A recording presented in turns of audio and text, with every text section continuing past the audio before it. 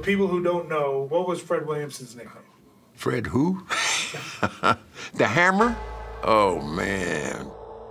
The Hammer was Williamson's stern forearm shiver right at the neckline of an opposing player. My whole lifestyle and my whole career is based on controversy. When I walked out on the field, 20,000 people gave me a reaction. 10,000 booed, 10,000 cheered. That's okay. I mean, they were watching me. Fred was a showman, you know, and that's it. He outspeaking, he runs his mouth all the time, you know. Williamson famously talked a bunch of smack before the first Super Bowl and talked about all the damage he was going to do to the Packers receivers. And because God has a sense of humor, Williamson was knocked out. Fred Williamson has been leveled and is out, lying on the turf at the 33-yard line. The Hammer! The Hammer! You know who got hurt? The Hammer. The Hammer! Oh. Big nail the Hammer. Williamson found a second career after his football days, playing roles like Black Caesar in blaxploitation films. Oh, I think Fred was a great actor. Don't tell him that. As a youngster, we played sandlot football. When I played on defense, I was Big Daddy Lipscomb.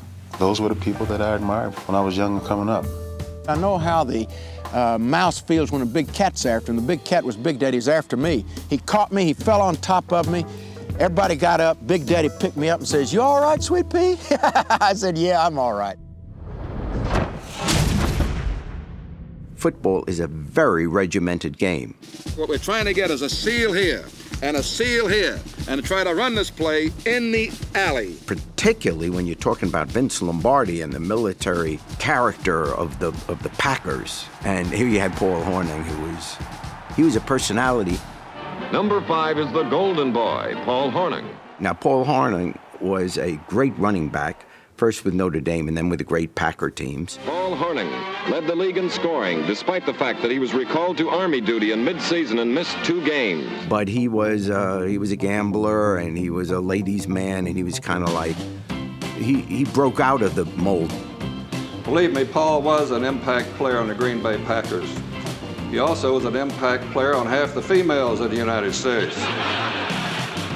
You said that you would rather score a touchdown than make love to the most beautiful woman in the world. I would have much rather scored a touchdown because I never had too much trouble with the other part. The touchdowns might have been a little bit harder to come by. When you can back up your independence with incredible performance on the field, that all of a sudden makes you an instant celebrity. Otherwise, you're just a wacko that gets benched or traded.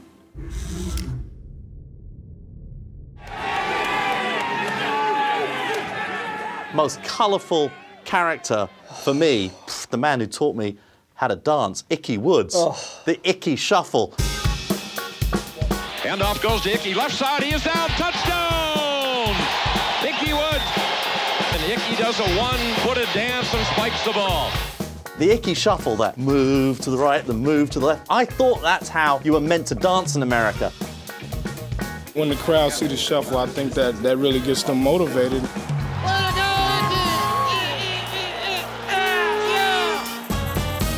But when you went to the club in America and did the Icky Shuffle, yeah, without a football, usually with a beer, it didn't go down to a. Woo! 44, that's me.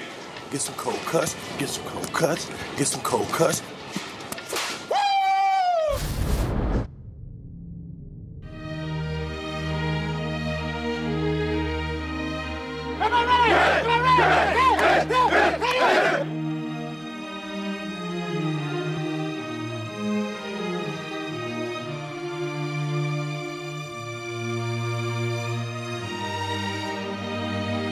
Kick ass, let everything hang out. Mr. Page, this is Air Force One. Stand by for the president, please. Congratulations. Well, thank you. Very best wishes. Congratulations again. Well, thank you, and give my best to Nancy.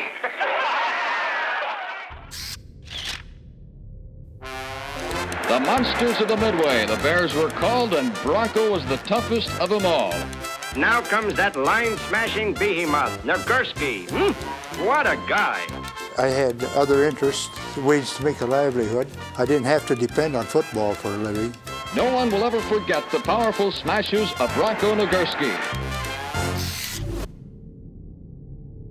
George was a lot of things to a lot of people, but the thing that I remember out of all the time I played for him, he never said a swear word. He doesn't swear, smoke, drink, or spit.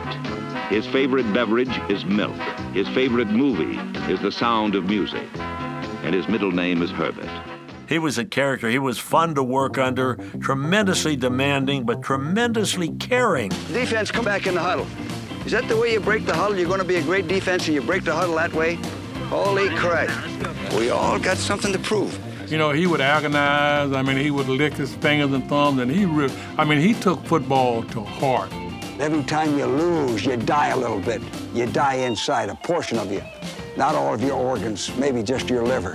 He was a master at motivation. Listen, they're a bunch of front runners, and let's come back at them. That's all they get for the rest of the afternoon. Right. Just remember this, 40 men together can't lose, okay? Let's have 3 cheers for the Redskins. Hip, hip! Hip, hip! Hip, hip!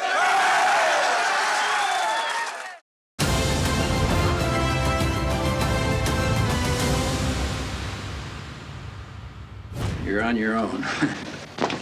Well, thanks for that short introduction, Paul. I appreciate that. Sam Weiss was unbelievable. He was unique. You got just enough time to take that last pregame pee. Don't let it go. Of course, you're not a man till you let one go out there on the field anyway. Hey, our quarterback got clubbed in the face and the neck right there. He's going to live, but that is a penalty. If you got somebody fresh you can put in, if you got anybody fresh, even if they're bad.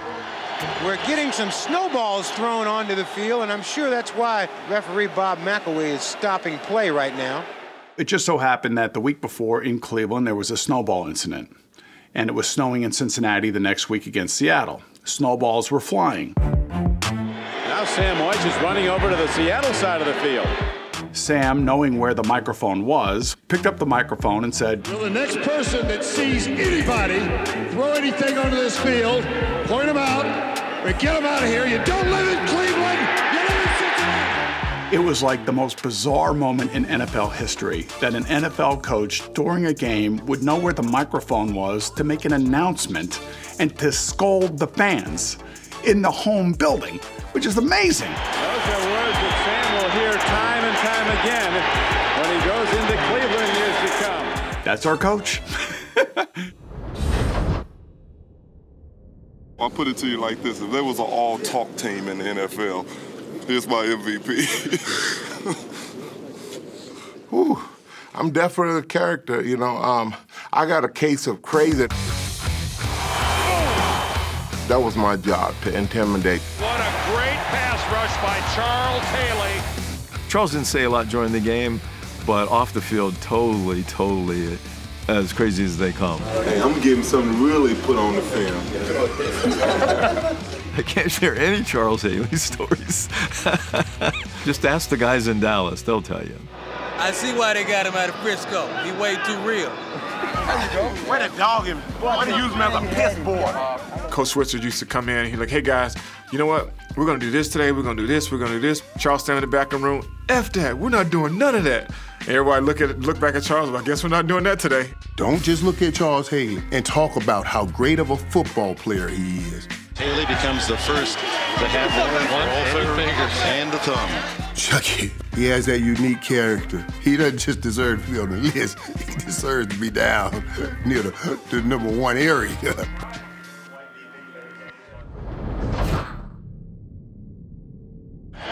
Where did they get a load of me? Shannon was an amazing guy.